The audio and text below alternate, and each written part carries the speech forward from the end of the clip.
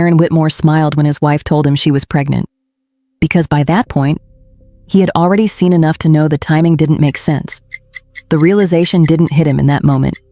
It had started months earlier, quietly, gradually, like a crack forming inside glass before it finally becomes visible. But that night, that was the moment everything stopped being a suspicion and started becoming confirmation. Aaron stepped into their townhouse at 10:18 p.m. after 5 days away in San Diego.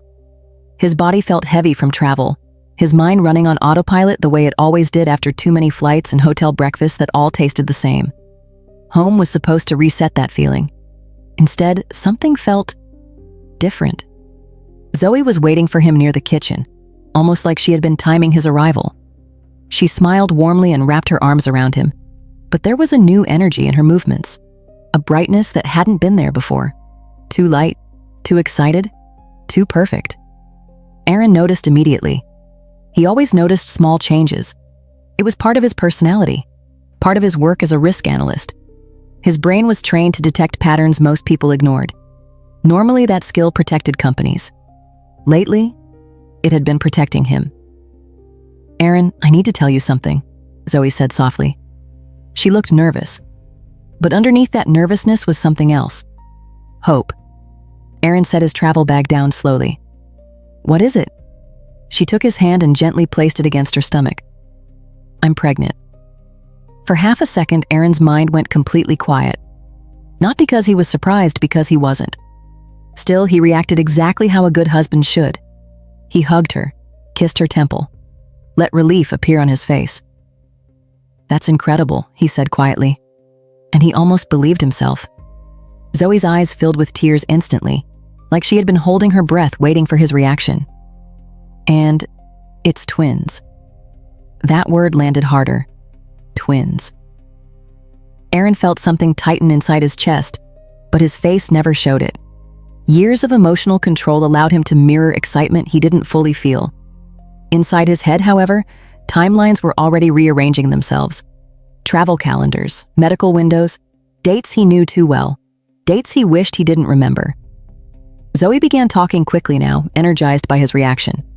Doctor visits, delivery estimates, nursery furniture, baby names. Aaron nodded at the right moments, but emotionally he felt detached, like someone listening to a conversation through glass. "Oh, and we have to do a big gender reveal," Zoe added excitedly. "Something big, maybe 50 people, games, videos, something unforgettable." Aaron gave a small nod. "If that's what you want." And he meant it, because he already understood something Zoe didn't. This wasn't the beginning of a surprise. This was the end of a pattern. Their 8-year-old son Trevor overheard the word party and immediately appeared from the hallway. "A real party?" he asked, eyes bright with excitement. Aaron smiled and pulled him closer, running his hand through the boy's hair. "Looks like it." Trevor immediately started talking about cake designs and colored smoke videos he had seen online. His excitement was pure, untouched by the complicated realities adults created. Aaron listened carefully, not automatically, carefully, as if memorizing something. Because over the last 5 months, Aaron had started noticing changes he couldn't ignore. Nothing dramatic, nothing obvious, just small irregularities. Zoe taking late evening walks she never used to take. Phone notifications she silenced faster than before. A sudden interest in fitness classes across town. Each detail harmless alone. Together, they formed questions. And tonight's news hadn't created those questions. It had simply removed Aaron's last excuse not to ask them, because Aaron had already started checking things, quietly, carefully, without confrontation, without accusations, just facts. A few days later, Aaron found himself once again in an airport terminal preparing for another departure, this time to Chicago. Travel had always been part of his career. Contracts didn't wait, projects didn't pause. For years, he never worried about what happened at home. Trust had never required verification, until recently. As he settled into his window seat, something unfamiliar settled with him. Not jealousy, not anger, something colder. Clarity. Aaron opened his laptop, not for work. Instead, he opened a hidden folder buried inside his documents. Inside were things he wished he had never felt the need to collect. Doorbell camera captures, location history gaps, time-stamped screenshots. Nothing dramatic, just reality without explanations. He watched silently, not like a detective, more like someone confirming something they already knew but hoped wasn't true. Each file removed another possible innocent explanation. What surprised him most wasn't rage. It was sadness, a quiet disappointment that felt heavier than anger. Aaron closed the laptop and leaned back, staring at the overhead lights while passengers continued boarding. And then another face came to mind. Trevor Hayes, their neighbor, 35, recently divorced. Friendly in the effortless way that made people trust him quickly. The previous fall, Trevor had spent an entire Saturday helping Aaron repair storm damage along their shared property line. Refused money. Refused even a thank you dinner. "That's what neighbors do," he had said casually. Aaron remembered that sentence now, and wondered how many meanings it could carry. Trevor always seemed to appear at convenient moments, always helpful, always relaxed. Too relaxed.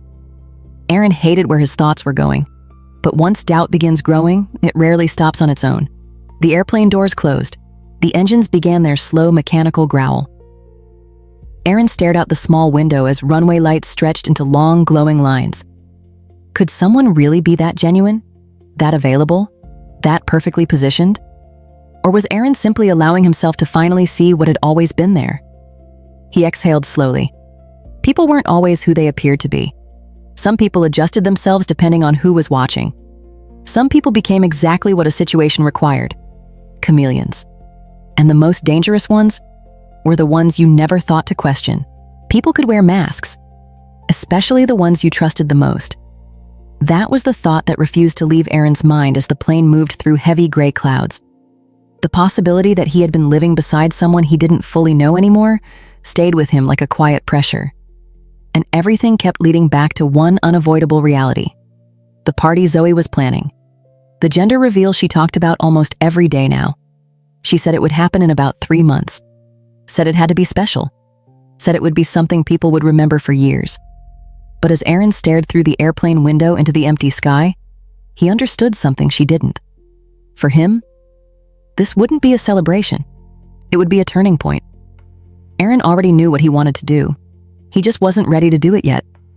Part of him wanted to end everything immediately, tear down the fragile illusion they were living inside, finally step outside the quiet lie he felt trapped in.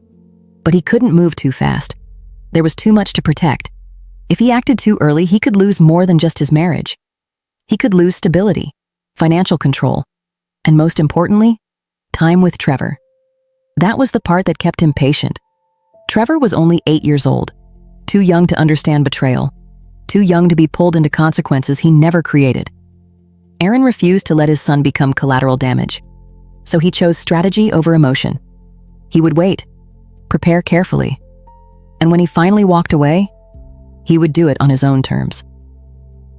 The weeks that followed moved slowly, each one filled with quiet resentment, careful observation, and silent preparation. Zoe was completely absorbed in the pregnancy. She planned everything with contagious enthusiasm.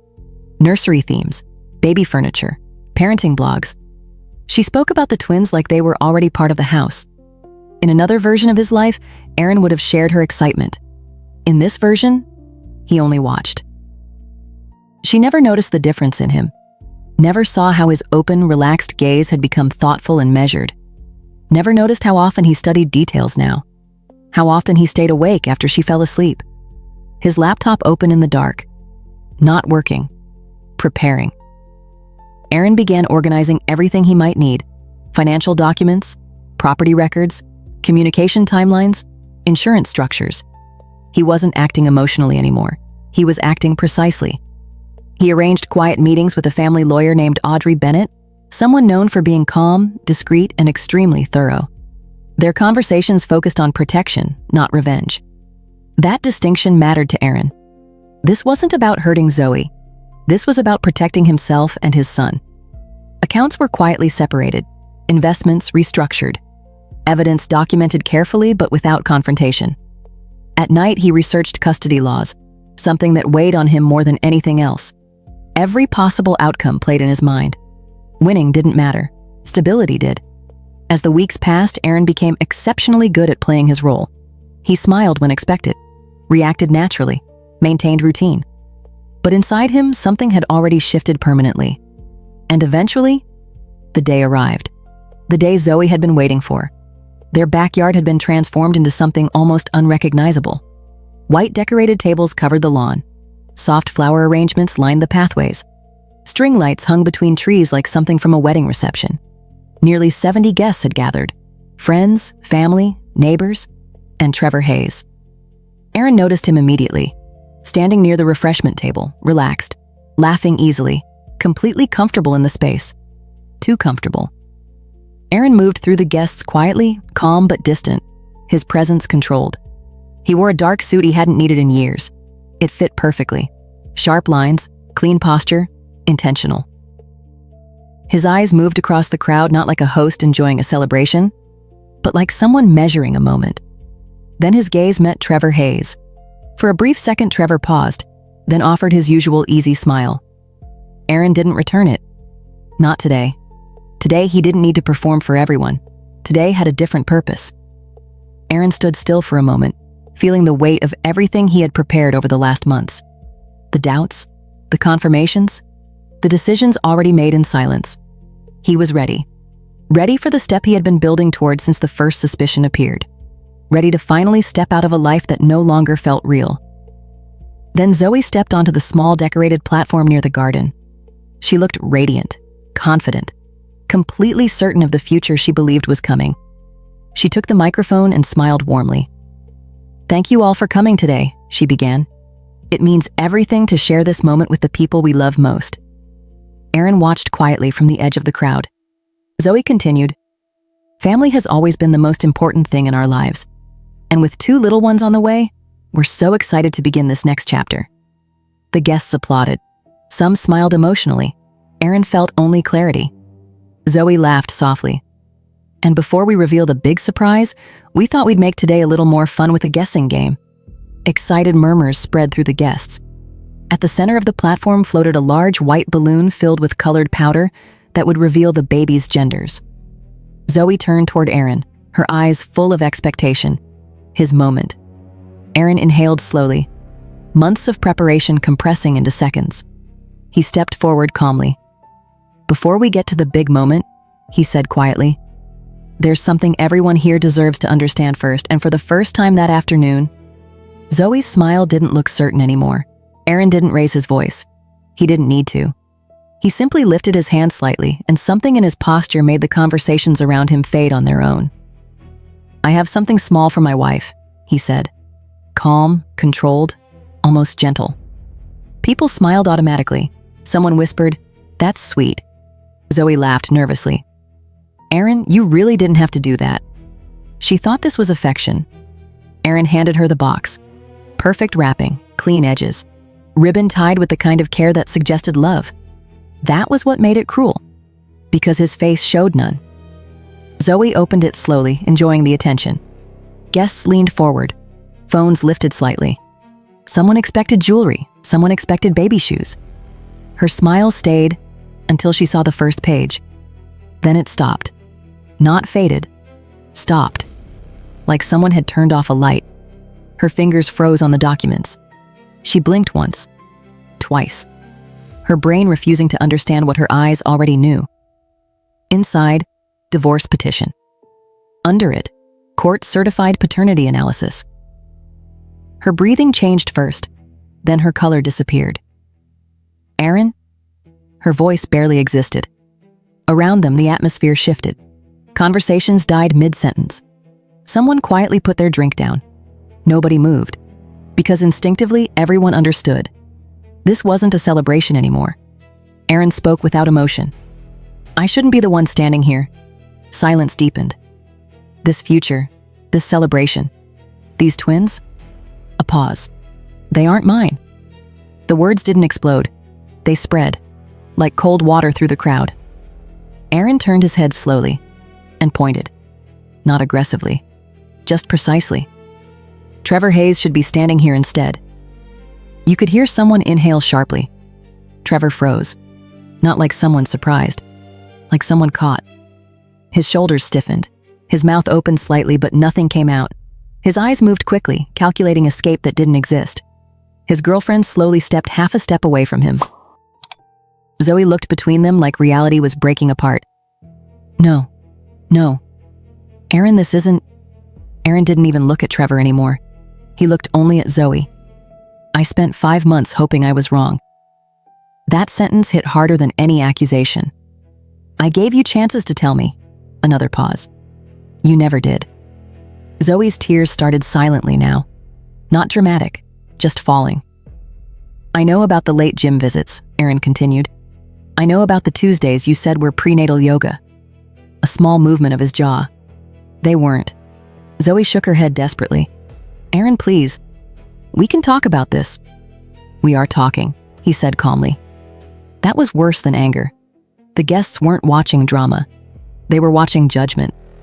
I know about the deleted messages. I know about the second phone. I know about the afternoons you said you were with Audrey.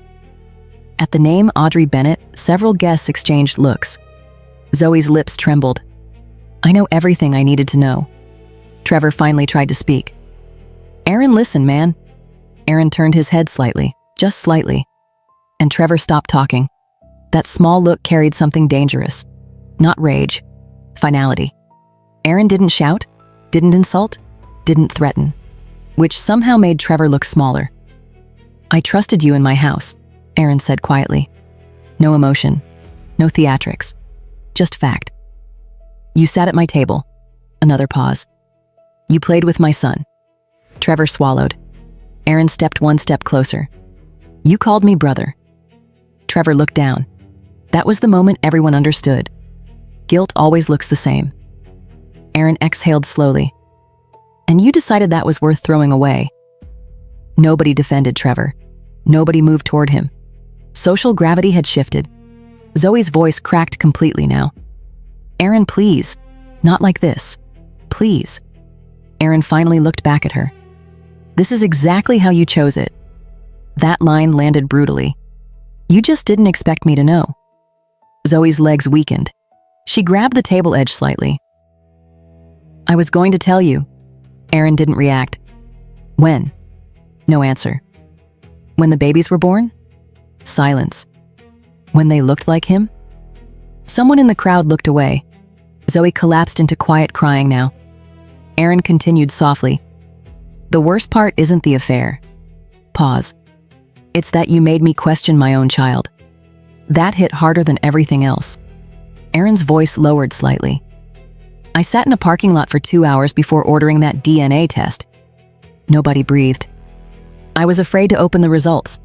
He looked toward Trevor Whitmore, who stood confused, holding a cupcake, unaware of adult destruction. And he is my son. Relief moved through the guests. But you made me live with that fear. Zoe covered her face. Aaron's voice became almost tired now. You didn't just break a marriage. You broke safety. Long silence. The kind narration channels pause on. Aaron finally straightened his jacket slightly. Small gesture, symbolic. I'm not here for revenge. Another pause. I'm here for closure. He looked toward the balloon, then back at Zoe. You can still do your reveal. Quiet breath. I'm just not part of what it reveals anymore. And in that moment, Zoe understood something irreversible. Aaron hadn't exploded. He had already left. Emotionally, mentally, completely. And that was what destroyed her. For a few seconds after Aaron finished speaking, nobody moved. Not Zoe. Not Trevor Hayes. Not the guests. It was the kind of silence that only exists after something irreversible happens. Then Aaron spoke again, calmly, almost quietly. I also ran a DNA test. That sentence alone made Zoe stop breathing. Aaron didn't look at her when he continued. I needed to know how deep this went. A long pause. I tested Trevor. Several guests instinctively looked toward the boy, who was now standing beside the dessert table, confused but sensing something was wrong. Aaron's voice lowered. It turns out Trevor is my son. A small ripple of relief moved through the crowd. Zoe collapsed slightly against the table like her knees had briefly given up. But Aaron wasn't finished. And I also tested the twins. The silence became heavy again. Zoe shook her head immediately. No, Aaron, don't. Her voice broke before she finished. Aaron didn't raise his tone. The twins aren't mine. That was the moment Zoe emotionally broke. Not loudly, not dramatically, just completely. Her face crumpled as if something inside finally gave way. No, this is wrong. This is wrong, she repeated, but even she didn't sound convinced anymore. Aaron looked directly at Trevor Hayes. You already knew that, didn't you? Trevor said nothing, which was the answer. Trevor Hayes' girlfriend slowly stepped away from him completely now. Her face was pale. Her expression shifted from confusion to realization to something colder. Is it true? She asked him quietly. Trevor didn't answer. That was the second confirmation. Aaron nodded once. That's what I thought. Zoe suddenly stepped forward, desperation replacing denial. Aaron, please. We can fix this. We can talk about this. Please don't destroy everything. Aaron looked at her with something worse than anger. Distance. It's already destroyed. That sentence ended the argument before it could start.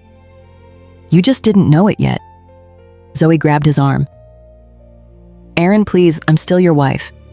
Aaron gently removed her hand. Not violently, just permanently. Not anymore. That was the real ending. Trevor Hayes tried to step forward. Aaron, listen, man, I never meant... Aaron stopped walking, turned slightly, and looked at him. Not with hatred, with recognition. I know exactly what you meant. Trevor had no response. Aaron continued walking. Nobody tried to stop him now. The guests naturally stepped aside, creating a quiet path toward the gate. Not out of fear, out of understanding. Because everyone present understood something simple. This wasn't a fight anymore. It was an ending. Zoe's voice broke behind him. Aaron, please don't leave like this. Please. He didn't turn around, because he knew if he did, it would become emotional again. And he was finished being emotional. He reached his car, opened the door, and sat inside without hurry. For a moment, he simply sat there, hands on the steering wheel, breathing, letting the weight of years finally fall off his shoulders. Then he started the engine. He didn't look back immediately. When he finally did, it wasn't at Zoe. It wasn't at Trevor Hayes. It wasn't even at the house. He looked at Trevor Whitmore, because that was the only part of his life that still mattered. Then he drove away. Not fast, not dramatically, just forward. 3 months later, Aaron walked into the courthouse with the same calm he had shown at the party.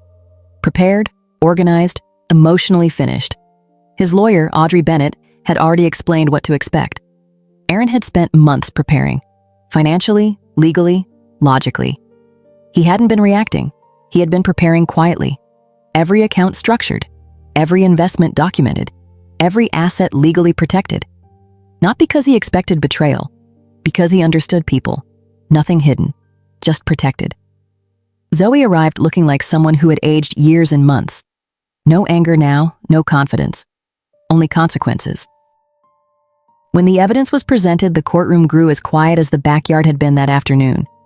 Security footage, timeline inconsistencies, communication records, nothing dramatic, just undeniable. Zoe couldn't look up. When the twins were born several weeks later, the final confirmation arrived. DNA results. Trevor Hayes was the father of both twins. Whatever hope Zoe had been holding onto ended there. Aaron didn't celebrate. There was nothing to celebrate. Just closure. And closure rarely feels like victory. It feels quiet. The truth didn't destroy Zoe and Trevor Hayes overnight. It dismantled them slowly, piece by piece. The timeline that Aaron had documented showed the affair had lasted nearly 4 years. Almost half of his marriage. Long enough that the betrayal wasn't a mistake. It was a parallel life. Trevor Hayes faced consequences of his own.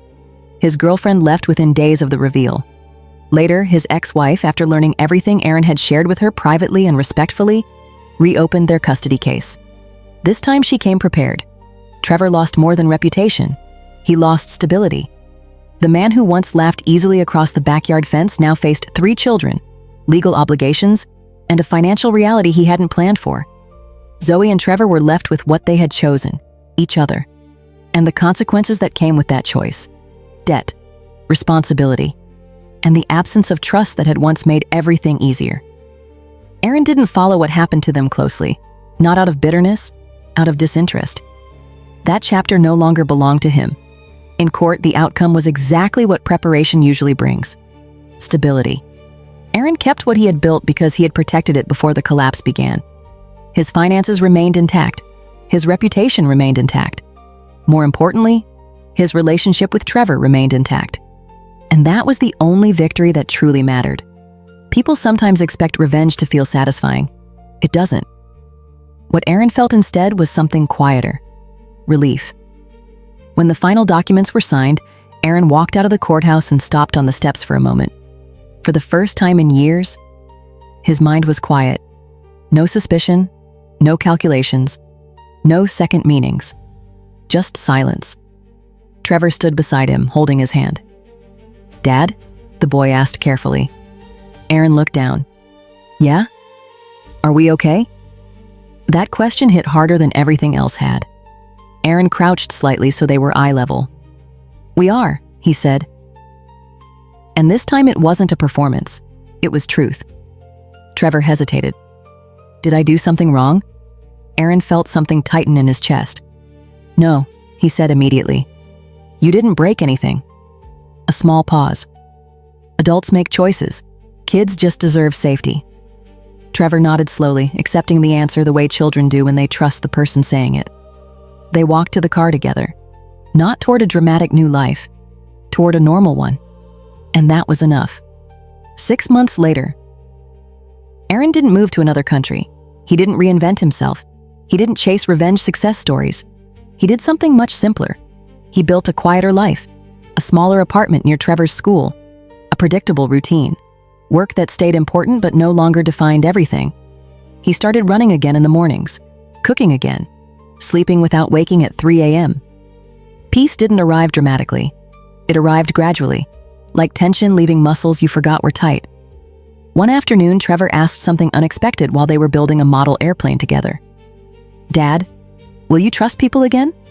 Aaron thought about that longer than he expected. "Yeah," he finally said. Trevor looked surprised. "After what happened?" Aaron smiled slightly. "Trust isn't the problem." Trevor waited. "Trusting the wrong people for too long is the problem." Trevor nodded like he understood more than his age suggested. Aaron added quietly, "You don't stop trusting. You just learn to notice sooner."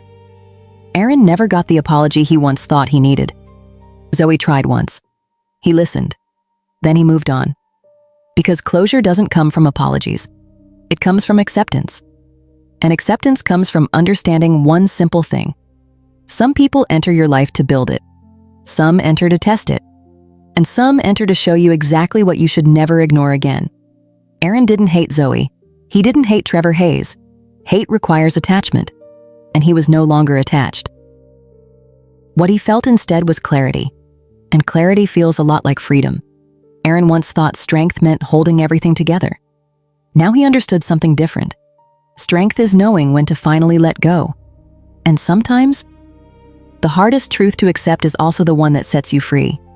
Some betrayals don't end your life. They just end the version of it you were never meant to stay in. If this story made you feel something, hit that like button.